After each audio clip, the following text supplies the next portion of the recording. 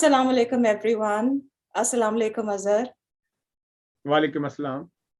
आज मेरे गेस्ट हैं मोहम्मद अजहर हफीज। पिछले 30 इयर्स और सो से ये प्रोफेशनल फोटोग्राफी कर रहे हैं और इनका काम हर कोई जानता है पाकिस्तान में और हर किसी ने देखा हुआ है। He is very well known माशाल्लाह। इसके साथ साथ he is also the deputy controller of the IT department at PTV Islamabad, and he is a graduate of the National College of Arts Lahore. मुझसे 1 साल जूनियर थे Azhar NCA में और design department में ही थे, राइट अजहर? जी बिल्कुल, ऐसे ग्राफिक डिजाइन में मैंने किया जी। इनका एक्सपीरियंस है also as an educator, as a graphic designer and as a film director. Recently इन्होंने अपना MS किया है in media studies as well. Is that right, Azhar? जी बिल्कुल ऐसे। He has had many exhibitions, solo exhibitions भी इनकी बहुत सी हुई हैं और कोई around 60 or so group shows में भी इन्होंने अपना work display किया है. And his work has been published in dailies, in periodicals, and he has also been interviewed by various television channels. So with this brief introduction, welcome to my show, Azhar. I'm so happy कि आपने join किया मुझे आज। बहुत शुक्रिया सादिया कि आपने invite किया शो के लिए। तो उम्मीद है कि हम एक अच्छी गुफ्तगू करें इंशाल्लाह। और आपकी तो वैसे भी गुफ्तगू इतने मजे की होगी, आप इतने क्रिएटिव पर्सन हैं। मुझे आप याद है कि NCA में पहले दिन से जब आप आए थे तो आपको मैंने देखा है, आप एक कैमरा लेके फिरते थे हर जगह। और हाँ जी, वो मेरी बॉडी का हिस्सा ही था। हाँ, तो और आप हर जगह फोटोग्राफ्स ले रहे होते थे। उस वक्त से आपने शुरू किया और अभी तक आप माशाल्लाह इतने अच्छे काम करते आए हैं and you so well known now. तो लेट्स स्टार्ट आपकी थोड़ी बहुत बैकग्राउंड के साथ और आप कहाँ से हैं originally, if you can share with me and the audience. और आप की फैमिली मेंबर्स के बारे में थोड़ी सी हम बात करते हैं, फिर जब आप NCA पहुंचे फिर उसके बारे में। तो हमें बताइए फिर आप ओरिजिनली किधर से हैं पाकिस्तान में? जी, मेरा तल्लक फैसलाबाद से आगे 25 किलोमीटर पे एक गांव है फराला, 258B RB फराला। अच्छा। ये वहां पे मैंने प्राइमरी तक स्कूलिंग की। 5वीं जमात पास करने के बाद फिर मैं इस्लामाबाद आ गया। मेरे वालिद वापडा में मुलाजिम थे। अच्छा। तो उनकी यहाँ पे ट्रांसफर थी तो हम उनके साथ यहाँ पे आ गए। मदर मेरी जो थी वहाँ पे स्कूल की हेडमिस्ट्रेस थी। अच्छा। तो उन्होंने वहां से रिजाइन किया और हम सारे लोग पिंड इस्लामाबाद शिफ्ट हो गए। यहाँ से मैंने फिर मैट्रिक किया, ICOM किया और साथ साथ जो है मैंने इस आर्ट की तरफ आना शुरू किया। 86 में जब मैंने मैट्रिक के पेपर दिए तो हमने नया घर बनाया इस्लामाबाद में। जब हम उसमें शिफ्ट हुए तो मेरी चचा की बेटी है, उन्होंने हमें पेंटिंग गिफ्ट की। अच्छा। जो मैंने रियलाइज किया कि मैं भी बना सकता हूँ। पहले मुझे नहीं पता था, पहले क्योंकि हमारे स्कूल में अरेबिक और इस तरह की इस्लामियत पढ़ाते थे, वहां पे ड्राइंग ममनू थी। एक वो इस्लामी स्कूल था। तो मुझे पहली दफा रियलाइज हुआ कि मैं, अच्छा, मुझे वाटर कलर ऑयल कलर का भी पता नहीं था। तो वो ऑयल में बनी पेंटिंग थी तो मैंने क्या किया, कुछ लैंडस्केप को वाटर कलर में बना लिया। अच्छा। तो मेरे खालाजाद भाई हैं तो वो हमारे पास रहते थे। उन्होंने मुझे very next day Rawalpindi art council में, क्योंकि मैं फारिग था छुट्टियों में मैट्रिक के बाद, रावलपिंडी आर्ट्स काउंसिल में एहसान अली कुरैशी साहब के पास डाल दिया कि अजहर तुम जो है ना ड्राइंग सीखो, तुम्हारी ड्राइंग अच्छी है। वहां पे मुझे पता चला कि नेशनल कॉलेज ऑफ आर्ट्स भी कोई जगह है जहाँ पे तैयारी के लिए शंदाना, यूसुफ और अतीक और ये सारे लोग आते थे जो आप लोगों के क्लास वाले थे। ठीक है। अच्छा, मैं उनको ना घबराते हुए बताता नहीं था कि मैंने भी वही जाना है। तो मैंने जब ICOM किया तो then I get admission in BCom और साथ ही मैं NCA चला गया। अच्छा। वहां पे 89 की बात है। फिर हमारा एडमिशन हो गया और 90 जनवरी से हमारी क्लासेस स्टार्ट हो गई। ठीक। अच्छा, मुझे ये बताएं Azhar, if I can ask you, तो आप बताते क्यों नहीं थे कि आपने NCA जाना है जब आप मेरा ख्याल था कि NCA जाना एक बहुत ही मुश्किल काम है। अच्छा, अभी अल्हम्दुलिल्लाह मेरी 4 बेटियां हैं। अच्छा। 2000 में मेरी शादी है, 99 में मेरी शादी हुई। और मेरी बड़ी बेटी जो है अलीज़े अजहर, वो NCA 3rd year fine arts में है। अच्छा। जो उससे छोटी है वो इस्लामिक आर्ट एंड डिजाइन पढ़ रही है इस्लामिक यूनिवर्सिटी से। अच्छा। उससे छोटी आयशा है जो अभी सेकंड ईयर में है, और सबसे छोटी क्लास 6 में है। तो ये 4 साहबजादियां हैं, और जो सबसे छोटी है वो मुझे कल कह रही थी कि मेरी एक स्टैम्प बनवा दें कि Abira Azhar artist class 6A। तो मैं हंस रहा था तो ये क्यों बनानी है? कहती आपकी भी तो डिप्टी कंट्रोलर की एक स्टैम्प है। मैं कहा बेटे कुछ पढ़ लो। कहती नहीं, मैं भी डॉक्यूमेंटेशन जो है ना उसको वेरीफाई किया करूंगी, और बहुत सारे लोगों को जरूरत होती है, तो लोग आपके पास आते हैं। मैं कहा तुम मेरी वाली यूज कर लिया करो। तो वो जो है वो सबसे बड़ी आर्टिस्ट है। अच्छा। तो होपफुली उसकी स्केचिंग और सारा कुछ असल में जब हम भी पढ़ रहे थे, आप भी पढ़ रहे थे सादिया, जो हमारे पास आर्टिस्टों के बच्चे आते थे ना, जैसे रजा हमारा क्लास फेलो था, ये उमर हमारे साथ थे, उमर सईद, तो हमें समझ नहीं लगती थी कि इनकी ड्राइंग अच्छी क्यों है, या अच्छा अब अंदाजा होता है कि उनको घर में सारी फैसिलिटी ऑलरेडी अवेलेबल होती थी, पेंट, पेंसिल, कलर, हर चीज ना, ब्रशेज। अच्छा, तो वो पैदाइशी तौर पे उस काम पे लग जाते थे, तो इसलिए उनका एक्सपोजर हमसे ज्यादा होता था। तो देन जब हमारी नेक्स्ट जनरेशन आई तो हमें अंदाजा हुआ कि इनको कितनी सहूलियात हैं, कि इनके बड़े जो हैं आर्टिस्ट हैं या आर्ट फील्ड से रिलेटेड हैं, मतलब आपकी जो फैमिली है या मेरी फैमिली है, उनके लिए बड़ी आसानी है। जैसे मैं कल हसन फातिमा का माशाल्लाह इंटरव्यू देख रहा था, हसन की 2 बेटियां माशाल्लाह एनसी से पढ़ गई। तो अब इशू क्या है कि उनके लिए आगे आसानी है कि करना क्या है, जो हमारे लिए शायद थोड़ा मुश्किल था कि हमें तो हर चीज जाकर ही पता चलती थी कि ये अच्छा ये वाटर कलर है, ये ऑयल कलर है, ये सारी चीजें हैं। जैसे कैमरे के केमिकल्स, मुझे याद है कि फर्स्ट ईयर में ना मैंने लार्जर वाला ले लिया, और अपने कमरे को हॉस्टल में ना मैं डेवलपमेंट करता था ब्लैक एंड व्हाइट। अच्छा, वाह। अब जो है मैं हाँ जी, मैं मार्केट जाता था और कलर फिल्म पेपर भी लाता था, कलर केमिकल लाता था, ब्लैक एंड व्हाइट पेपर लाता था, ब्लैक एंड व्हाइट केमिकल लाता था, और एक्सपेरिमेंट करता था मुख्तलिफ। तो नजर आलम साहब बहुत मशहूर थे उन दिनों बड़ी इनलार्जमेंट्स करने के लिए, तो केमिकल भी मैं उन्हीं से बाई करता था। मैं उनके पास गया तो मुझे कह लगा बेटा तुम क्या कर रहे हो?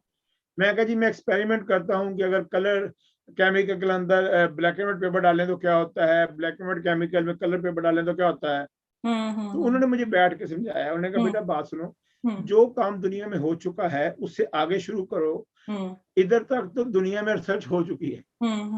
तो अगर आप इस तरह तो आप पैसे जाया कर रहे हो रोज, मेरी तो चीजें बिक रही हैं। अच्छा, मैं बात को अंडरस्टैंड करेगा, मुझे इससे आगे काम करना है। और फिर वो जो एक्सपेरिमेंट थे वो जरा और तरफ जाना शुरू हो गए। अच्छा, तो ये काम जी करते रहे। और जब पाकिस्तान में पहला कैमरा इंट्रोड्यूस किया एग्फा ने, डिजिटल कैमरा, तो एग्फा ने मुझे 92 था आई थिंक, हमारे साथी हैं आफ्ताब अफजल, उनके बड़े भाई अशफाक जो थे वो एग्फा में जॉब करते थे, उन्होंने वो कैमरा मुझे दिया तो कि तुम इस पे एक्सपेरिमेंट करो 92 में। अच्छा। उससे मैं डिजिटल कैमरे से जिस तरह 110 के कैमरा आते थे उस तरह वो फ्लैट सा कैमरा होता था, और मैं उससे एक्सपेरिमेंट करता था और बड़ा मजा आता था यार, फिल्म भी नहीं डलती और कॉस्टिंग भी नहीं होती। तो कुछ लोग जो है वो वक्त के साथ चेंज नहीं होते, और कुछ फौरी तौर पे चेंज हो गए। मैंने टाइमली चेंज कर लिया अपने आप को और मैं डिजिटल की तरफ आ गया। बिल्कुल, इट्स वेरी इंपॉर्टेंट कि टेक्नोलॉजी के साथ साथ आप मूव करें, बिकॉज ये तो आगे चलती जाएगी। तो मैं इससे इतनी इम्प्रेस हो रही हूँ कि आप ये कह रहे हैं कि आप तो फर्स्ट ईयर में आपने पूरी इक्विपमेंट भी अपनी सेटअप कर ली, इवन तो आप हॉस्टल में थे, उतना मुश्किल काम होगा करना सारा कुछ। जी, मैं आपको बताता हूँ कि मुझे जो पहली असाइनमेंट मिली ना फैशन शूट की, वो नेशन के लिए थी। लाहौर फोर्ट में हमने शूट किया जो नेशन में प्रिंट हुआ। अच्छा। और बड़ा अच्छा शूट आया। मैं जिनके साथ काम करता था, हबीब रजा उनको शायद नाम था, फैशन के लिए, तो मैंने उन्हें कहा सर कि मैंने एक शूट करना है, तो मुझे जो है ना मेरे पास लाइट्स नहीं है। अच्छा। उन्होंने कहा ये तो बड़ा महंगा काम है, सॉरी मैं तो आपको अलाउ नहीं कर सकता आप मेरे स्टूडियो में शूट करें। तो मैं थोड़ा डिप्रेस भी था कि अभी 2-3 लाख रुपए का मैं इक्विपमेंट बाई करूं, तो पहले एनसी की पढ़ाई बड़ी महंगी है, अब्बा पे मैं बर्डन डालूंगा। तो मेरे जो क्लास फेलोज थे इन्होंने पूछा, अहमद रहमान था, आफ्ताब था, फाइक था, सारों ने कहा यार मसला क्या है। मैंने कहा यार इसका हल तो एक है कि रिफ्लेक्टर की मदद से हम इस शूट को कर लें। सारी क्लास ने कहा बस इजी हो जा। और सिल्वर शीटें खरीदो, ड्राइंग बोर्ड तुम्हारे पास है। बिल्कुल बिल्कुल। बट से हमने वो शीटें खरीदी और लाहौर फोर्ट में तो 40-50 लोग एक शूट कर रहे हैं। हमने वो शूट किया, जब छपा 6 बजे अखबार आया था लोगों के घरों में, तो 7 बजे वो हबीब रजा साहब ने आकर दरवाजा नॉक किया हॉस्टल में। मैंने कहा कौन? हबीब रजा।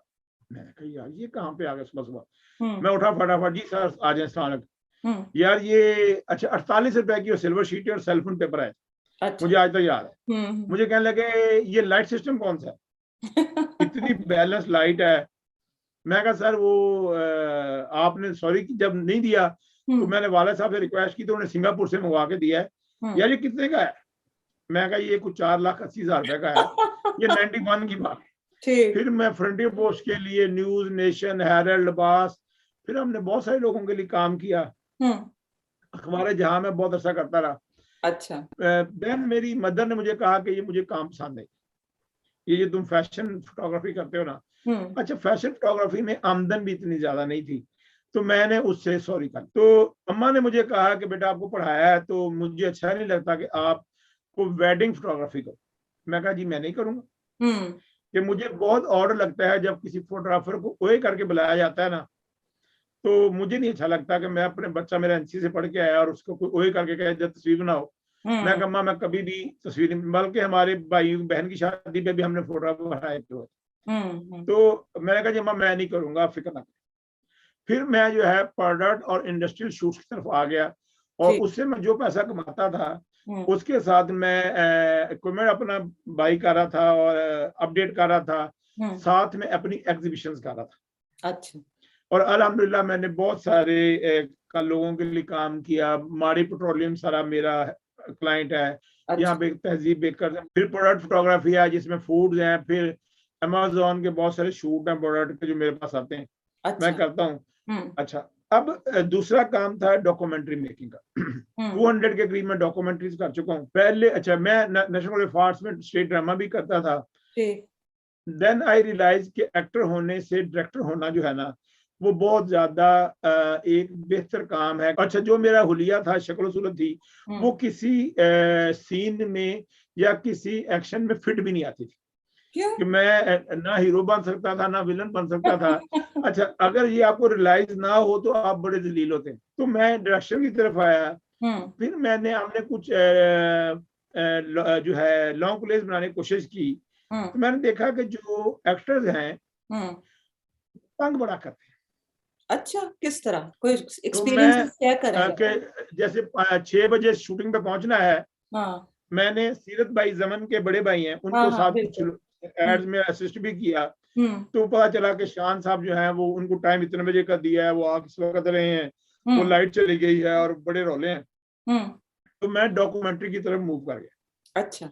अभी रिसेंटली मैंने आप मेरी वेबसाइट पे जाएं azharhafiz.com पे, आप उस पे मैंने फोर्ट मनरो पे 11 ब्रिजेस बने हैं। उस पे मैंने 4 इयर्स में पाकिस्तान की एक बड़ी डॉक्यूमेंट्री है वो मैंने अभी रिसेंटली की है और उसका मैंने 4 साल के टाइम लैप्स रिकॉर्ड किए उन ब्रिजेस के। कि मेरा कहना यह है कि आप नजर भी शक ना आए लेकिन आपकी आमदन अच्छी होनी चाहिए। जरूरी नहीं है कि आप इंटरव्यूज दें और सारा कुछ करें। और अगर आप के बच्चे अच्छी जिंदगी नहीं गुजार रहे तो आप नुकसान कर रहे हैं। लेकिन मैं आपको ये कह दूं अजहर कि जरूरी है कि इंटरव्यूज आप दें। आई एम सो ग्लैड कि आज आपने ज्वाइन किया है मुझे, क्योंकि आप जी मैं और कितने लोग हैं जो फील्ड में आना चाहते हैं या जो स्टूडेंट्स हैं जो एस्पायर कर रहे हैं और स्ट्रगल कर रहे हैं, तो उनके लिए आपके जैसे लोग एक बहुत अच्छा एग्जाम्पल सेट कर रहे हैं और आपके एक्सपीरियंसेस से वो लर्न करेंगे। तो उसमें आप अपनी लाइफ के बारे में भी थोड़ा सा शेयर करें। आप के जो सिबलिंग्स थे वो कौन थे और उनमें कोई हम 3 बहन भाई हैं। जी हाँ जी, हम 3 बहन भाई हैं। बड़े भाई मेरे केरल में जॉब करते हैं। अच्छा। सिस्टर मेरी जो है वो हाउसवाइफ के तौर पे जिंदगी गुजार रही हैं। और मैं जो हूँ एक माँ मेरी ये कहती थी कि घर में एक आर्टिस्ट काफी होता है। अच्छा। तो अभी अगर वो जिंदा होती तो शायद अलीजे को एनसीए ना जाने देती। अच्छा। क्योंकि वो कहती थी हम घर में 2 कमरे नए बनाते हैं। हाँ। ये उसमें ला के अपना कूड़ा करकट रख के बैठ जाता है। तो हम कहते हैं गेस्टों के लिए बनाए। तो ये उसकी वजह क्या आपको पता है, हमारा खलारा ही बड़ा है। तो अब क्या ज्यादा हाँ जी, ये जो जिस कमरे में मैं बैठा हूँ ये मेरे घर के बाद लॉन को मैंने खत्म करके ना गेस्ट रूम बनाया। अच्छा। तो मैंने कहा ये गेस्ट रूम बनाएंगे, इसमें जो गेस्ट आके बैठेंगे तो घर में सबसे पहले जब इस कमरे को रंग होना शुरू हुआ ना, तो अब्बा जी मेरी अम्मा को कह रहे थे कि ए कोई गल हो रहे, इन्हें सानू दसिया नहीं। मुझे कहना कि क्या बना रहे हो?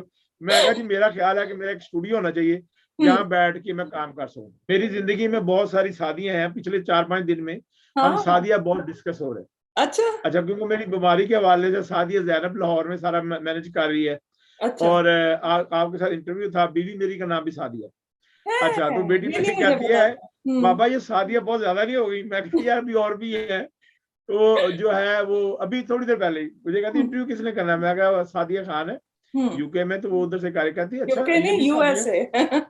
यूएसए, अच्छा।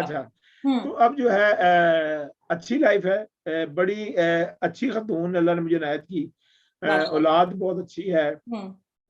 तो आपकी जो वाइफ है वो खुद आर्टिस्ट है या उनको कोई इंटरेस्ट है?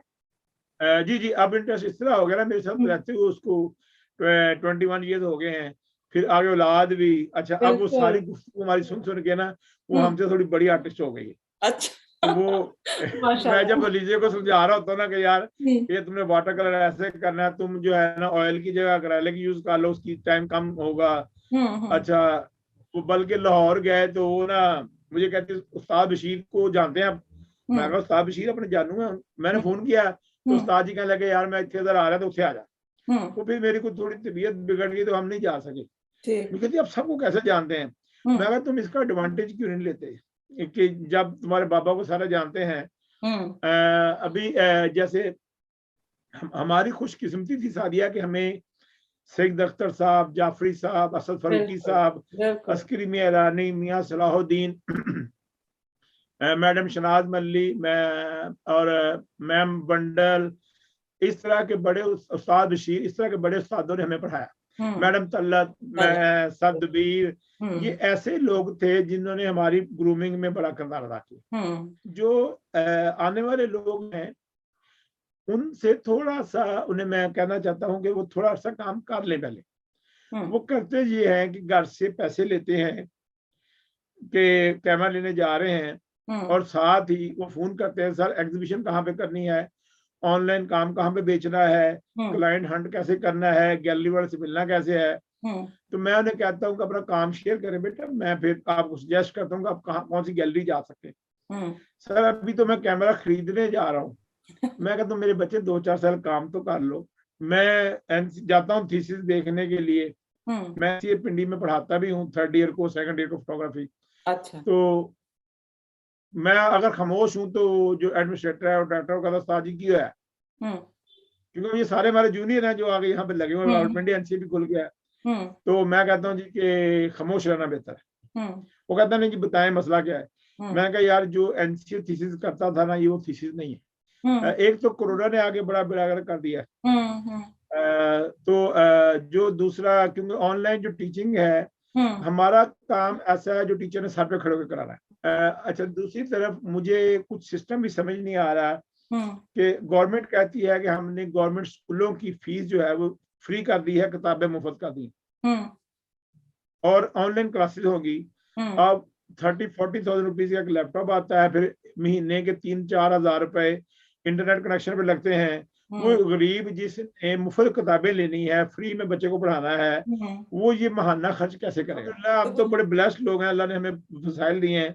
मेरी बेटी का एक दिन जो दूसरे नंबर की फोन है, बाबा जी आते हुए ना 3 लैपटॉप लेते आना। मैं कहा जी मेरी जान में लेता हूँ, और साथ उसने स्पेक्स भी ग्राफिक की भेजी। बेटे बस ठीक है, मुझे ये बताओ ये 3 लैपटॉप तो मैं ले आऊंगा, करना क्या है?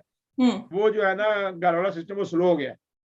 तो मैं कहा आप उस पर ऑनलाइन देखते नहीं बाबा, उस पर गेम्स खेलते हैं ना। तो मैं बात सुनो, इंसान के बच्चे बनो। जब आप लोगों के पास लैपटॉप और सारा कुछ, पहले आप मोबाइल भी आपके पास है, फिर इशू क्या है?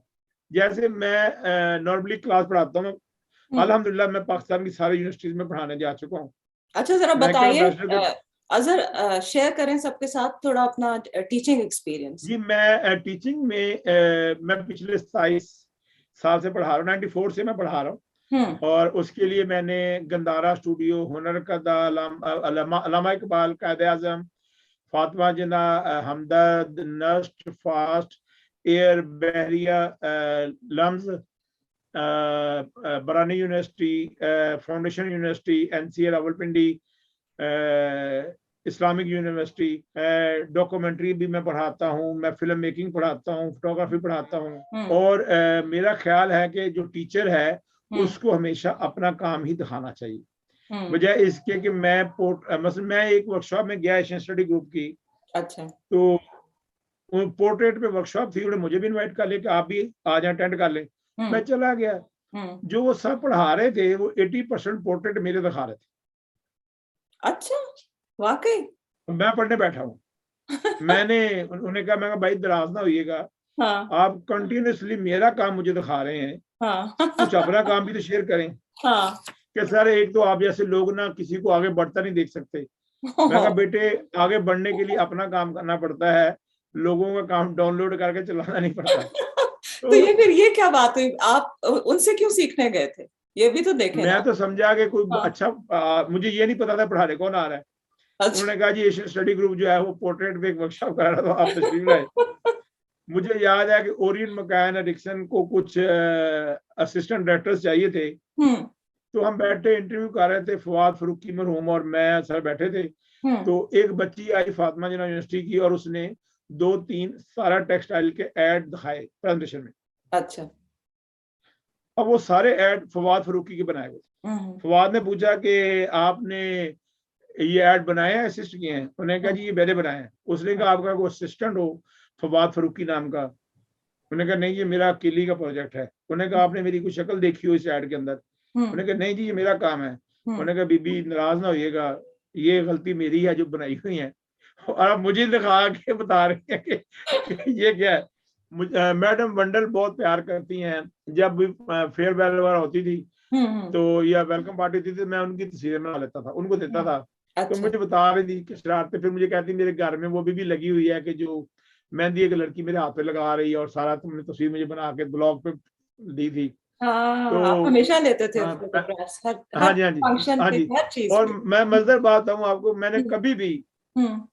किसी से, अच्छा लोग तस्वीर देते थे ना, 5 रुपए दे दें, 10 रुपए दे दें, हम्म। कोई ये नहीं कह सकता कि अजहर हफीज ने उसको 200 तस्वीरें भी बना के दी हैं और उससे पैसे चार्ज किए। बहुत अच्छे पैसे मुस्लिम न्यूज़पेपर से कमाता था। अब अच्छा, अब्बा जी पे मैं बर्डन नहीं डालता था कि अब्बा जी पे डालना है, अब्बा जी भी मेरे बहुत अच्छे मुझे पैसे भेजते थे। अच्छा, मुझे ये बताएं अजहर के आपकी अम्मा और अब्बा जो थे, उनमें से आप ज्यादा क्लोज किसके साथ थे, अब्बा के साथ या अम्मा के साथ? मैं आपको बताता हूँ, मेरी जो सारी जिंदगी एसोसिएशन थी मेरी माँ के साथ ही। अच्छा। 2011 में, अच्छा अम्मा मेरी सोती नहीं थी, और 2011 तक मैंने कभी अपने घर के बाहर आके हारन या बैल नहीं दी। अच्छा, मैं आता रात को लेट ही था, अखबारात के लिए काम करता था, टेलीविजन के लिए काम करता था। तो रात को 2 बजे 3 बजे मैंने आना, तो मैं गाड़ी टर्न करता था ना पोर्च की तरफ, तो अम्मी दरवाजा खोल देती। अच्छा। कि अम्मा को पता ना चले कि लेट आया। तो मुझे समझाती नहीं कि लोग कहते हैं कि जिसका बच्चा 12 बजे आया ना, तो उसके माँ बाप को फिक्रमंद होना चाहिए। तो मेरा आते ही 4 बजे, तो मैं करूँ क्या? मैं कहा, माँ फिक्रमंद ना हो, नौकरी से आता है। तो 2011 में अम्मी अल्लाह के पास चली गई। तो अब जो है ना, अब्बा जी मेरे बहुत सख्त थे। अच्छा। गुस्से वाले थे बहुत। अच्छा, हमें ये अंदाजा हुआ कि अब्बा जी अम्मी के सर पे गुस्से वाले थे। अच्छा। जब अम्मी चली गई तो अब्बा जी उतने नरम हो गए। अब्बा जी ने मुझे एक दिन बिठा के बताया कि यार देख अजहर, मेरी तहज्जुद कज़ा हो जाती है, मैं जागता रहता हूँ, जब तू आता नहीं है तो तेरी मेहरबानी टाइम पे आ जाएगा। 2013 में अब्बा जी को कैंसर डायग्नोज हुआ, और मैं शाम को दफ्तर से मैं उठता था पीटीवी से, और मैं सीधा घर आ जाता था। मैंने सोशल नेटवर्क छोड़ दिए सारे, जो दोस्तों के साथ उठना बैठना, होटलिंग करना, घूमने फिरने जाना। मैं बड़ा महदूद हो गया अब्बा जी के साथ ही। 2015 में वो चले। अब्बा जी जो थे ना हमारे, वो इतने गुस्से वाले थे कि जब हम गांव में रहते थे तो हमें पतंगबाजी का शौक होता था बड़ा। अच्छा। तो हमने देखना, अब्बा जी मेरे जना क्या पहनते थे, जब गांव वाले आते थे तो जना क्या पहनी होती थी। तो हमने किसी बंदे को दूर देखना ना, जना क्या, क्योंकि मैं दानी इलाका था फैसलाबाद, कि कोई जना क्या पहने आ रहा, तो हम उधर ही ना पतंग को तोड़ के दौड़ाते। और आके अम्मी स्कूल से आके लेटी होती थी, तो हम उनके साथ लेट जाते थे। तो अम्मी ने हमारे सर को ऐसे हाथ लगाना ना, और एक थप्पड़ लगाना कि फिर धूप में से आया। तो हम, अच्छा, तो जब मैं एनसीए चला गया तो मैं आया लाहौर बसंत थी, तो मैं वहां से पतंगे वगैरह डोर शोर लेके आ गया। अब बड़ा अच्छा हो गया था, मैं छत पे खड़ा हो गया ना। अब पिंडी इस्लामाबाद में उतनी खूबसूरत पतंगे नहीं होती जिस तरह लाहौर की बसंत होती है। तो मैं फरवरी में होती थी बसंत, तो मैं उड़ा रहा हूँ तो यकदम ना छत का दरवाजा खोला तो अब्बा जी आ गए। फिर अब मुझे समझ नहीं आया कि तोड़ी क्या करना है। तो मैंने अच्छा, वो मुझे ना हमेशा साहब ही कहते। अच्छा, कहने लगे साहब ਇਹਨੂੰ ਲਾ ਲਾ ਤੇ ਯਾਰ ਰੋਟੀ ਠੰਡੀ ਹੋ ਜਾਣੀ। अच्छा मैं ना टाके काफी से नीचे आया, रोटी तो मैंने उतारी तो मम्मी को आके मैं ये क्या रखा है। कहते मैंने तुम्हारी बहन को कहा था, कहते नहीं मैं बुला के लिया। तो कहती मैं क्या किया था, हार्ट ही फेल ना हो जाए तुम देख के। तो देन हमने देखा कि अब्बा जी से हमारी दोस्ती हो गई। अच्छा, अब्बा जी की एक रूटीन रही सारी जिंदगी। एनसीए में 4 इयर्स एवरी थर्सडे वो बंदा इस्लामाबाद से ट्रेवल करता था और लाहौर मुझे मिलने आता था। अच्छा, वाह। जी सर, उसकी वजह से जो मुझे बेनिफिट हुआ कि मैंने कभी सिगरेट नहीं पिया, मैंने कभी शराब नहीं पी, मैं कभी फिल्म देखने नहीं गया। अच्छा, मुझे दोस्त कहते थे यार के चल, हॉस्टल में रहते थे। मैं कहता था यार मेरे वाला साहब ने आ जाना है। तो कहते थे गार्ड को बता देता, गुल चाचा जो गार्ड होता था। तो मैं कहता नहीं यार वो आएंगे तो कहेंगे फिल्म देखने गया है। वो कहेगा यार मेरी दूरों मिलना ना ते फिल्म देखने टुर गया। तो वो जिंदगी में ही एक रूटीन बन गया। बेटियों से बड़ी दोस्ती है जिसमें मेरी बीवी समटाइम खफा भी होती है कि यार तू की हर वेले। अच्छा, मतलब वो अब जो है चारों है ना यार बाबा, वो कहती ये क्या तरीका कर हो यार बाबा। मैं कहा यार दोस्ती है तो ठीक है। तो मैं बता रही हूँ आपकी जो बेटियां हैं वो बहुत लकी हैं कि आप उनके फादर। अल्हम्दुलिल्लाह जो अबीरा है उसके अंदर फैसलाबाद का थोड़ा टच है। वो कई दफा ना कई दफा बड़ी बरीक किस्म की जुगत करा जाती है। तो मुझे एक दिन पूछती है कि ये जो है ना लाल बेग, इसको लाल बेग क्यों कहते हैं? हाँ, क्यों कहते हैं? मैं कहा बेटे ये इंसेक्ट है तो इसका नाम लाल बेग है। कहती नहीं आपको नहीं पता, लाल उसका नाम है, बेग उसकी कास्ट है। तो इसका ये भी मतलब है अज़हर कि सिर्फ आपका आर्ट नहीं इन्होंने इनहेरिट किया, ये टैलेंट जो है ना ह्यूमर का, वो आपसे ही इनहेरिट किया है। जी अल्लाह का शुक्र है। अच्छा, और सादिया पता क्या है, मसलन आज 30th है और 5 को मेरा लीवर ट्रांसप्लांट होना। अच्छा, मैं कोई रो नहीं रहा, कुछ नहीं। मैं अच्छा, हम हॉस्पिटल जाते हैं ना तो वो मेरे बड़े भाई को चेकअप शुरू कर देते हैं। भाई कहता नहीं ये पेशेंट है। कहता अच्छा जी लगा आपने। मैंने वो मैं गया तो डॉक्टर साहब जी कहने लगे कि आप बड़े तैयार श्यार हो गए हैं। तो मैं कहा जी आप बताएं मैं हाय हाय करता आया करूँ। बात यह कि जब अल्लाह ने इतने साल जिंदगी सेहत के साथ दी, अब अगर एक थोड़ी बीमारी आ गई है तो मैं उसको रोना शुरू क्यों कर दूं? बिल्कुल बिल्कुल, तो मुझे उस पर भी हैप्पी रहना चाहिए। हाँ जी, अल्लाह खैर करेगा। और हाई होप्स है।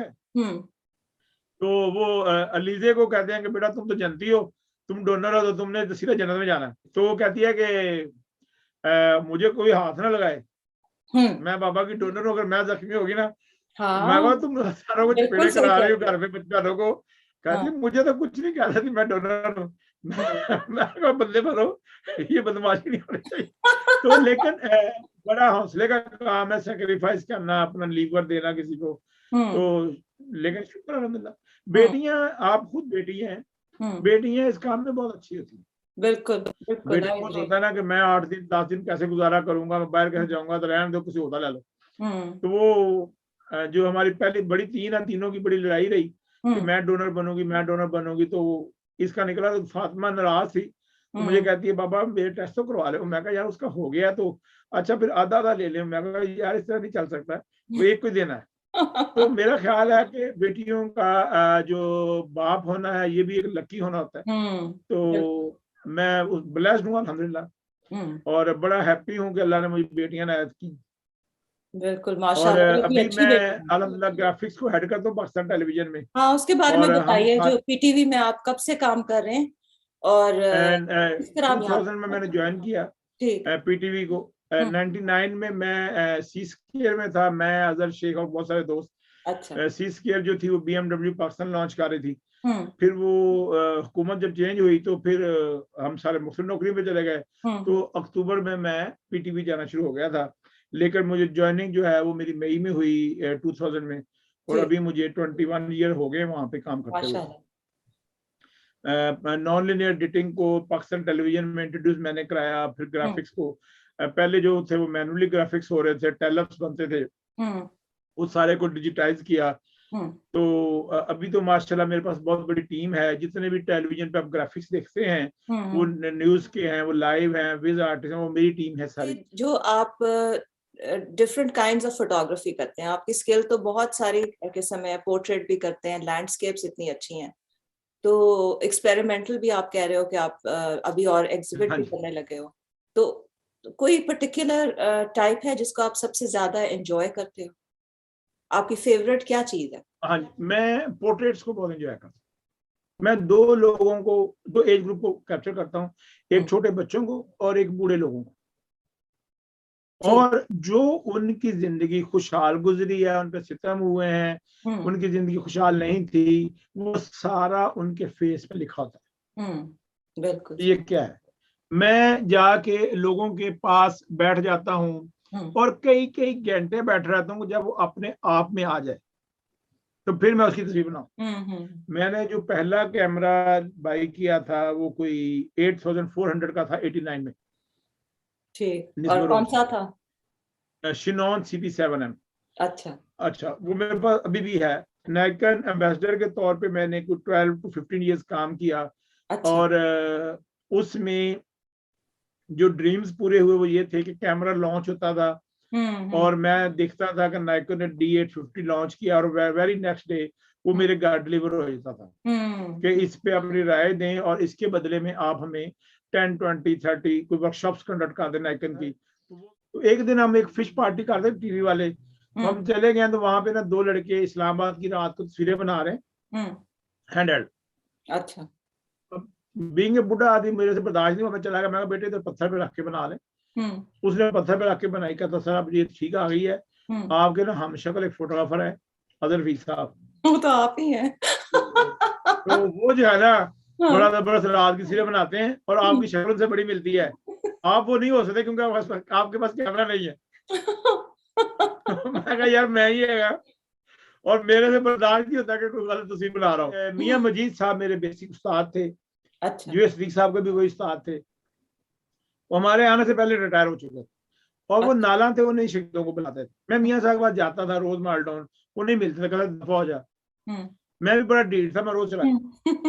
फिर एक दिन उन्होंने मुझे 30 मिनट्स दिए, उन 30 मिनट्स ने मेरी लाइफ को चेंज कर दिया। गुड मॉर्निंग पे मैं एक तस्वीर बनाना चाह रहा था, तो मैं रात को दामने को चला गया ताकि सुबह 2-3 बजे सुबह जब सूरज निकले तो मैं तस्वीर बना लूं। तो सुबह मैं आया तो अम्मी ने मेरे से पूछा कितनी फिल्में कैच किया, तो मैंने कहा एक तस्वीर बनाई। क्या मतलब सारी रात तुम उधर बैठे रहे हो? तो मैं कहा जो तस्वीर मुझे समझ आई वो मैंने बना ली। तो कैसी वजह क्या हुई, पहले तो तुम 2-3 रोल खाए जाते थे। तो मैं कहा सईद साहब ने मुझे समझाया कि बेटा ये इस तरह होता है। वो तस्वीर मैंने भेज दी कंपटीशन में।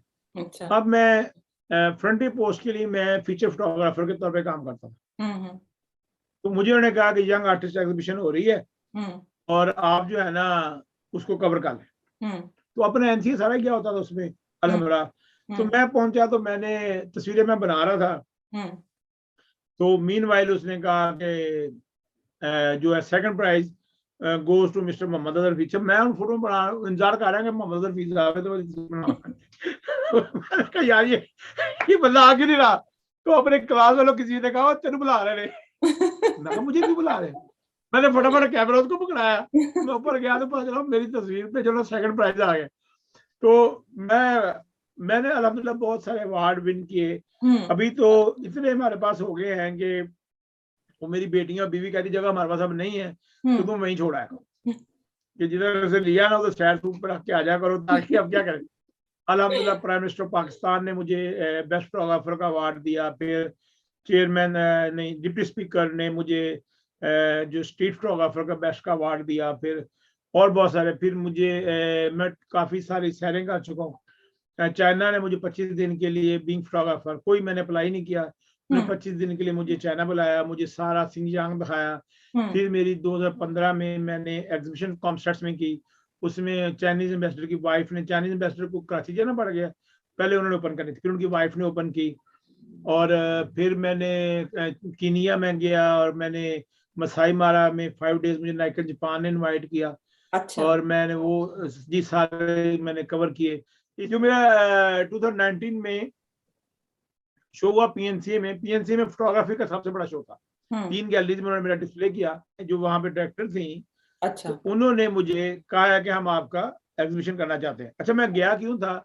मैं एक गैलरी गया तो उसने मुझे कहा जी कि we charge 60,000 rupees per day. किस बात का? अजी फोटोग्राफी सेल आउट नहीं होती। मैं कहा अच्छा ओके।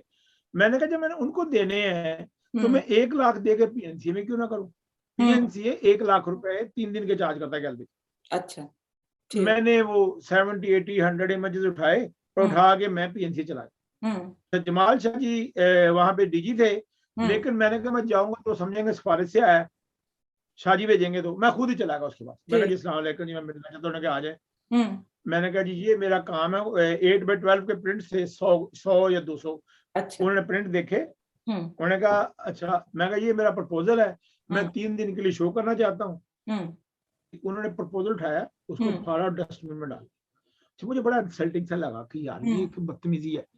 उन्होंने फोन उठाया तो अपने असिस्टेंट डायरेक्टर को कहती हैं अब फौरन आए मेरे पास, एक प्रपोजल बनाए, 14 डेज का शो है 23 मार्च को, और अजहर हफीज साहब को और इनको हम फ्री ऑफ कॉस्ट जो सारा कर रहे हैं, और इनको हम ये फैसिलिटी देंगे, फलाना करेंगे, और 3 गैलरीज पे ये शो होगा, एक गैलरी नहीं होगी। मैंने बुलाया किसको इनॉग्रेशन के लिए, जो मेरा एडवर्टाइजिंग में पहला क्लाइंट था ना जी। अच्छा, वो कौन? सरदार महमूद, सरदार केमिकल्स के ओनर है। एनसी निकलने के बाद मई 94 में, दिसंबर 94 में मैंने पास किया, 93 में, और मार्च 94 में मैं इस्लामाबाद आ गया।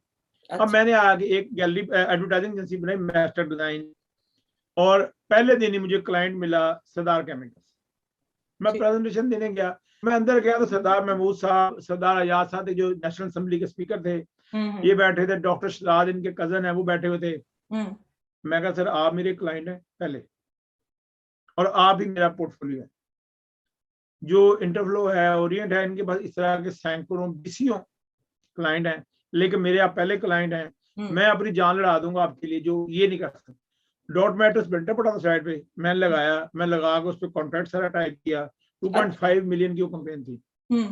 वो मैं कहा साइन कर दें, कहते क्यों कर दें? मैं कहा इस तरह करें, ये जो बाहर मार्केटिंग वाले बैठे हुए हैं ना, मैं तो आर्ट डायरेक्टर मैंने खुद बनाना है, ये जाके किसी को बता के बनाएंगे। आप इन्हें कहें कि अपना ना कॉन्ट्रैक्ट टाइप करें, प्रिंट निकाल लें, ये भी नहीं निकाल सकते। तो वो सारे ने एक दूसरे को देखा, उन्होंने कहा लड़के की बात में दम है। उन्होंने मुझे वो प्रोजेक्ट साइन कर दिया। अगले 15 डेज में अल्हम्दुलिल्लाह मेरी एडवर्टाइजिंग एजेंसी खड़ी हो चुकी थी। फिर मैंने बेस्ट वे सीमेंट लॉन्च किया, फिर मैंने फ्रंटियर डेस्कटॉप, फिर तो मैंने तबाही फेर दी। तो आपने फिर ये अपनी एडवर्टाइजिंग एजेंसी कितनी देर रन की जो आपकी प्रैक्टिस थी? 3 इयर्स। 3 इयर्स। उसके बाद फिर क्या किया जब ऐसा हुआ? लेकिन सादिया जो लर्निंग थी ना, वो तो जो मेरा ख्याल है अगर वो बंद ना होती ना, तो मैं कहीं पे वहीं पे बैठा होता। उसके बाद जो डेवलपमेंट हुई, जो जैसे मैं टीवी आया, टीवी में हमारे एक डायरेक्टर थे, फौत हो गए, तो वो उन्हें ये डर था ये डायरेक्टर बन जाएगा कल को, तो वो मुझे ना ओएसडी लगाए रखते थे। उस ओएसडी बनने में मैं फोटोग्राफर बन गया। तो मैं फारग ही बैठा होता था, तो मुझे कोई असाइनमेंट आनी तो मैंने करने चला जाना। बल्कि वो एक दिन ना हुआ ये कि उनका मेरा बड़ा शदीद झगड़ा हो गया। अच्छा। उन्होंने मेरे पीएन को फोन करके, उनका जसूस मेरा पीएन होता था, तो उनका कहता तेरे साहब का की मूड है, कहता जी अभी बड़ा मुस्कुराते हुए आए हैं, कहता यार एक तो पता नहीं केड़ी। मैं बाहर निकला ना तो पहाड़ों पे बादल बड़े चले। अच्छा। तो मैंने हेडक्वार्टर से गाड़ी निकाली और मैं पहाड़ों पे चला गया, तो चीजें बनाई। जब मैं अपने ऑफिस आया तो मेरा मूड बड़ा बहाल हो चुका था।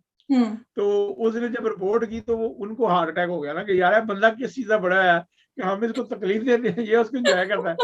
तो मैंने जिंदगी में हमेशा, मैं फरवरी में जब मेरा शो था, मुझे किसी ने कहा जी कि फलाने हकीम साहब हैं, तो आप उनसे मिले। ये मुझे जो पेन शुरू हुई ना, ये फरवरी 2020 से शुरू हुई।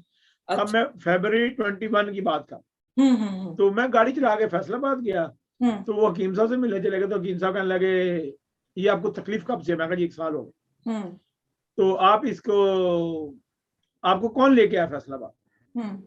मैं कहा जी मैं खुद गाड़ी चला के आया हूँ। क्या मतलब? मैं कहा जी मैं इस तरह का ही आदमी हूँ, मैं रोज सुबह उठता हूँ, अगर दर्द ना हो रही हो तो मैं ढूंढता हूँ कहीं नाराज होकर वापस तो नहीं चली गई, तो मैं अपने जिस्म को टटोलता हूँ कि दर्द क्यों नहीं हो रही। ये पहला पेशेंट है।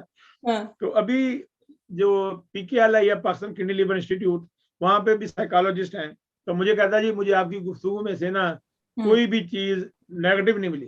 तो मैं कहा मुझे बताया आपको किस तरह की नेगेटिव चाहिए। मैं तो सारी जिंदगी नेगेटिव को पॉजिटिव ही बनाता है। तो मैं आपको पॉजिटिव से नेगेटिव बना देता हूँ। कहता है ना आप घबराए हुए ना आपकी बेटी घबराई हुई। मैं कहा यार किस बात का घबराना, हम तो अल्लाह के शुक्रगुजार बंदे हैं और उसका हमेशा ही शुक्र किया कि आपको ये हुआ फलाना हुआ। मैं कहा कुछ भी नहीं। मैं कहा अल्हम्दुलिल्लाह अल्हम्दुलिल्लाह, बड़ा शुक्र अल्लाह का कि हम हैप्पी हैं और ये ट्रांसप्लांट भी हम करा जाएंगे तो इसमें भी हम हैप्पी हैं, हमें कोई तकलीफ नहीं।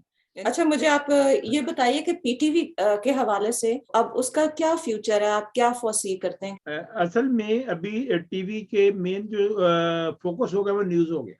अच्छा, क्योंकि गवर्नमेंट की उसमें सारा सिस्टम जाता है राइट। टेक्नोलॉजी वाइज, उसको वो HD भी कर रहे हैं, नया इक्विपमेंट भी आ रहा है, वर्चुअल सेट्स भी आ रहे हैं, सारा कुछ आ रहा है। लेकिन आज अगर ट्रेनिंग की बात होती है तो जिन लोगों का बैकग्राउंड नहीं है, जैसे मैं ये ख्याल है कि ग्राफिक्स के लिए ग्राफिक्स का बैकग्राउंड होना जरूरी है। अब दौर ये आ गया, ये BCS वाले और जो MBA वाले हैं उसको एडवर्टाइजिंग के लिए रख लेते हैं, जो MCS वाला है वो BCS वाला है उसको ग्राफिक्स के लिए रख लेते हैं, और वो बैठ के हमें कलर स्कीम समझाने की कोशिश कर रहा होता है। अच्छा, उसकी कलर स्कीम कैसी है, वो मिठाई का डब्बा लेके आता है, वो डब्बा ग्रीन और गोल्डन कलर का है तो वो गोल्डन और ग्रीन बना देता है। जो है ना, एक बड़ी खूबसूरत किसी ने बात की, उसने कहा था पेंडू जो है ना वो मॉड हुआ बुरा होता है। तो यहाँ पे जो बंदा ग्राफिक्स को नहीं समझता ना, तो पेंडू ही मॉड है। NCA का कोई अपना एक्सपीरियंस बताएं जो कि मेमोरेबल हो, जो आपको याद हो। NCA में अच्छे एक्सपीरियंसेस थे। जैसे मैं जूनियर होकर सीनियर्स के थीसिस में साथ काम करता था, आप लोगों को भी नजर आता था। तो मेरा ख्याल है कि NCA एक बेहतरीन अदारा है, और जब आप पढ़ के बाहर निकलते हैं देन यू रियलाइज कि उन्होंने आप पे एहसान कितने किए हैं आपको काम सीखने के लिए। मसलन सईद साहब एक बड़े सख्त टीचर थे, लेकिन अभी वो उतने काइंड है। उनकी सख्ती जरूरी थी मैं वहां पढ़ाने के लिए। मुझे याद है कि वो मैं ड्राइंग कर रहा था, तो मैडम नाजिश ने देखी तो मुझे कहने लगी सईद साहब को दिखाइए, फर्स्ट ईयर की बात। अच्छा। तो वो फाउंटेन के पास ना, मैंने ड्राइंग बोर्ड उठाया और मैं खुशी खुशी सईद साहब के पास चला गया, क्योंकि हमारी जिंदगी में सबसे बड़ी सेलिब्रिटी आज तक सईद साहब ही माशाल्लाह। तो सईद साहब ने ड्राइंग देखी, मैडम तलब भी बैठी हुई है उधर, कब्जा स्टूडियो के साथ बैठे थे। उन्होंने ड्राइंग ऐसे करके फाड़ के ऐसे फेंकी और मेरे तो कान मुंह लाल हो गया। क्यों है, मुझे क्या लगे ऐसे नाम तेरे प्यो ने लिखना।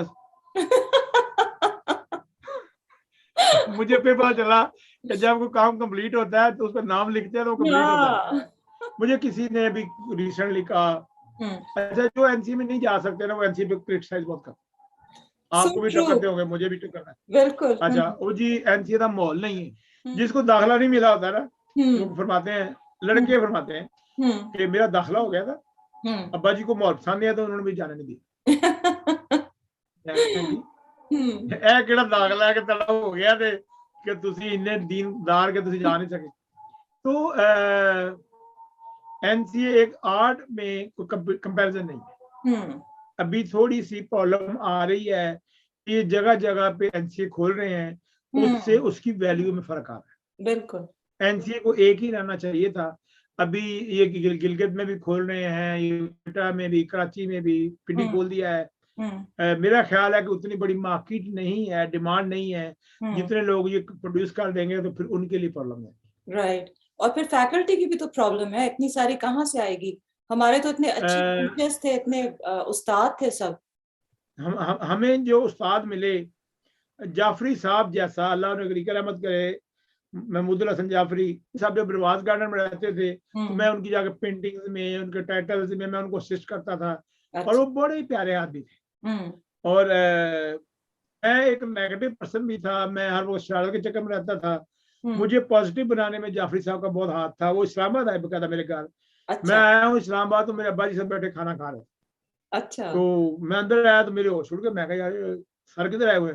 मुझे कहने लगे बेटा तेरे अंदर एनर्जी है लेकिन नेगेटिव छोड़ दे, पॉजिटिव। मैंने पूछा किसी काम से आए हैं?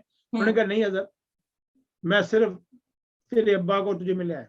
अच्छा। अब ये एक ऐसी चीज थी कि जिसने मेरी जिंदगी बदला। असल में उस्ताद वही हैं जो आपको समझते हैं। मैं ड्राइंग मेरी बहुत अच्छी थी लेकिन मैं केयरलेस था। मैंने फर्स्ट टर्म में ही मैं ड्राइंग में फेल हो गया, फर्स्ट ईयर में। और मियाँ सलाहुद्दीन मेरा बड़ा मोहब्बत करते थे। जब वो मेरी ड्राइंग देखते थे तो उन्होंने मुझे साइकिल पे उतरे, मुझे पूछे क्या रिजल्ट आया। मैंने उन्हें बताया कि मैं फेल हो गया। उन्होंने मेरे से 2 साल बात नहीं की कि मैं गवर्नमेंट कॉलेज का जो ऑल पाकिस्तान कंपटीशन था हर साल जीतता था, तो वो आगे उन्हीं को बताते थे हेड ऑफ डिपार्टमेंट को जी कि इसको भेज दें गवर्नमेंट कॉलेज, आगे शील्ड और प्राइज ले जाए। तो मुझे कहने लगा तुमने अच्छा ड्राइंग छोड़ के फोटोग्राफी में मुकाम बना लिया है, चलो अच्छा है। फिर मुझे गले लगाया, प्यार किया, मुझे कहते अच्छा तेरी माफी हो गई। 2 साल मुझे उनको राजी करने के लिए लगे। और लेकिन अच्छे उस्ताद जैसे अपना इकबाल हसन साहब, इकबाल हुसैन साहब, आसिफ साहब, भाई क्या क्या, तनवीर साहब, क्या क्या नाम ले। आज जो जब जाते हैं इधर, मैं जो देखता हूँ तो मैं एनसी पिंडी जाता हूँ, हालात वर्स्ट हो रहे आर्ट में। फिर जो म्यूजिक है, आर्ट है, अच्छा उसको वो एक्सपेंड कर रहे हैं, क्वालिटी जो है ना उसकी सफर कर रही है। जो थीसिस उस वक्त हो रहे थे ना वो आज नहीं हो रहे। ठीक है। अच्छा अब लोग क्या करते हैं कि जो बेरोजगार बैठे हुए एनसीए वाले उनसे पूरा पूरा थीसिस करा लेते। अच्छा जिस थीसिस को आप सोचते हैं कि इसको फेल हो जाना चाहिए और आप हैरान होते हैं, उसमें डिस्ट्रक्शन आई होती है। एनसीए की क्लास में इंटरनेट ऑफ कर दें, मोबाइल ले लें ग्राफिक डिजाइन में, अभी उसका नाम बीसीडी हो गया, विजुअल कम्युनिकेशन डिजाइन, और उन्हें कहें कि अपना नाम डिजाइन कर दें, नहीं कर सकेंगे। बात यह है कि अगर वो सीखता ही नहीं है वो बनाएगा कैसे? नहीं, इनको ये रीथिंक करना पड़ेगा क्योंकि फिर पाकिस्तानी पीछे रह जाएंगे पूरी दुनिया से। देखें पीछे रहने की सूरत हाल क्या है।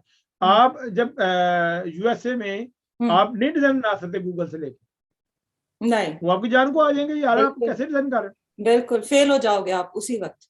अब मेरी औलाद आती बाबा जी ये बना दें, मैं क्या मतलब आप पार्ट मैं क्यों बना दूं, मैं फिर ऐसे तो नहीं हो सकता। अब बनाओ। हाँ बिल्कुल।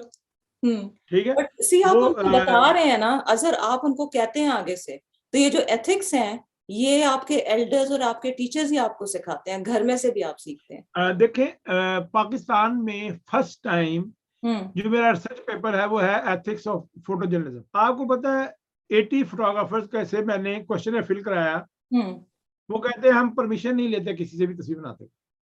मैंने कहा क्या मतलब, आपको शर्म नहीं आती कि आप किसी और का काम अपने नाम से लेंगे? जब मैंने लिखा, सारा कुछ किया और फिर मैंने वो प्रेजेंट किया और वो पाकिस्तान की हिस्ट्री में पहला जो है फोटो जर्नलिज्म के एथिक्स पे लिखा गया थीसिस। फोटो जर्नलिज्म के जो एथिक्स हैं वो इतने इम्पोर्टेंट हैं। तो एक तो जो आप कह रहे हो कि कोई लॉज होने चाहिए फॉर श्योर, और दूसरा ये कि मीडिया एथिक्स की देखिए सारे कॉलेजेस यूनिवर्सिटीज में इसका सब्जेक्ट होना चाहिए एथिक्स का। हाँ बिल्कुल, मामले में एथिक्स आना चाहिए। बिल्कुल ठीक है। अब जो है यहाँ पे आज मुझे एनसीए से एक टीचर है, फर्स्ट ईयर को पढ़ाती हैं, मैं नहीं जानता, अपनी जूनियर है कोई, उनका फोन आया कि मैं सर आपको रेगुलर पढ़ती हूँ और मैं आपके लिए ब्लड देने के लिए मंडे को आना चाहती हूँ, मेरे कुछ स्टूडेंट्स भी आना चाहते हैं। मुझे इतना अच्छा लगा, मैं कहा यार देखो वो जानती नहीं है हमें पढ़ती है और पढ़ने में उसने इतनी मोहब्बत और एहतराम जनरेट कर लिया है कि यार इस बंदे के लिए हमें ब्लड डोनेट करना चाहिए। अब इशू क्या है कि आप लोगों से, ये एथिक्स का रोल है कि हम लोगों के साथ चल कैसे रहे हैं, उनको लेके कैसे चल रहे हैं। अब हम बात करें एथिक्स की और कि सोसाइटी हमारी किस तरह चेंज होती जा रही है और ऊपर नहीं जा रही, सवाए कि वो जैसे आप कह रहे हो कि मॉडर्न बन रहे हैं, लेकिन जब आपका बेसिक सोल मॉडर्न नहीं है तो आप जबरदस्ती बनोगे तो आप एक सर्कस एलिमेंट ही ला रहे हो कंट्री में और अच्छा नहीं लग रहा। तो ये जो अभी मर्डर हुआ है जो नूर मुकद्दम का है, वो बहुत ज्यादा मीडिया में इस वक्त फ्लैश हो रहा है हर जगह और बड़ी डिस्टर्बिंग सी बात है। तो उसके बारे में आपका क्या ख्याल है? असल में सादिया जो हो रहा है ना इस वक्त, अच्छा कई नूर मुकद्दम है इस वक्त, और कई वो लड़के हैं जो जाफर ब्रदर्स वाला है। फिर उसके पेरेंट्स की अभी तक बेल नहीं हो रही। क्यों नहीं हो रही? क्यों उसमें शामिल हैं वो ने उसने उन्हें बताया कॉल करके कि मैंने मार दिया उसको, या मैं मारने लगा हूं, मैं ये नहीं करूंगा। और वो कह रहे हैं कोई बात नहीं, हम लोगों को भेजते हैं, इसको कर लेते हैं मैनेज। हमें अपने सिस्टम की तरबियत को ठीक करना हो। मैं उधर गया चाइना में, मुझे जो मेरी इंटरप्रेटर थी उसने कहा मोहम्मद, एक तो किसी खातून को आवाज नहीं मारनी क्योंकि इसकी फांसी है असला। अच्छा, ठीक। जी सर। अब बात यह है कि अगर इंसाफ को या उस सिस्टम को ठीक कर दिया जाए तो ये सारे वाक़यात बंद हो गए। ठीक है। 25 दिन में वहां रहा, बहुत आजादी है, लेकिन मैंने कहीं नहीं देखा कि कोई किसी लड़की को आवाज मार रहा हो, कोई किसी लड़की की तरफ आंख उठा कर देख रहा हो, क्योंकि सबको पता है ये आवाज जो है ना, ये गले में फंदा है। और वो फंदा कहाँ पे डालते हैं? किसी भी सिग्नल के ऊपर क्रेन से लटकाते हैं और 10 गोली मारते हैं ताकि सारे देख लेंगे और साहब ऐलान करते हैं कि इन्होंने बाजी नहीं छेड़ा। और ये जो नूर मुकद्दम का मर्डरर है, ये एक धब्बा है हमारी कंट्री के नाम पे। जितने भी ये केस हो रहे हैं, मैं बड़ा हर्ट हूँ उस नूर मुकद्दम वाले केस से। और वो बड़ी लविंग सोल थी, लोगों का ख्याल करती थी, सारा कुछ था।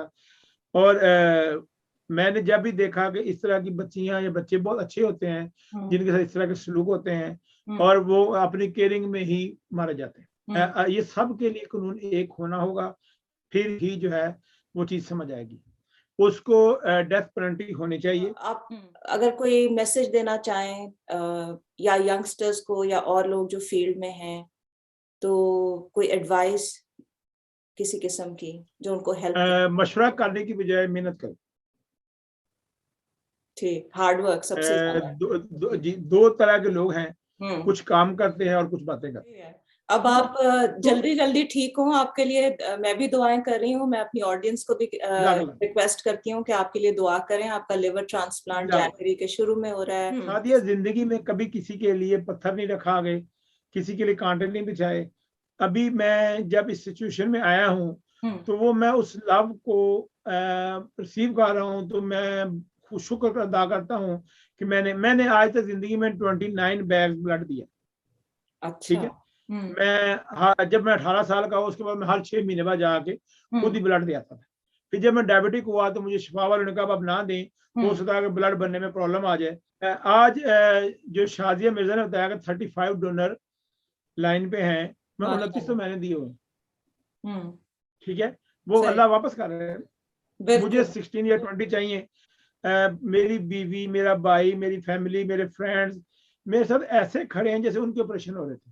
मतलब मेरा जो अटेंडेंट है उसके भी टेस्ट होने हैं कि उसको कोरोना ना हो, क्योंकि एक अटेंडेंट मेरे साथ रहेगा, मेरी बेटी के साथ रहेगा। तो मैंने कुछ दोस्तों को देखा वो भी अपने कोरोना टेस्ट करा रहे हैं। तुम क्यों करा रहे हो? यार हम अटेंडेंट के तौर पर तुम्हारे साथ रहेंगे। तो वो मुझे फाइक हमारे क्लास में है, उसने कहा जिगर ये हुआ कैसे? मैं कहा यार मैं तो जिंदगी में जिगर का लफ्ज बड़ा इस्तेमाल किया जिसकी वजह से शायद जिगर माइंड कर गया।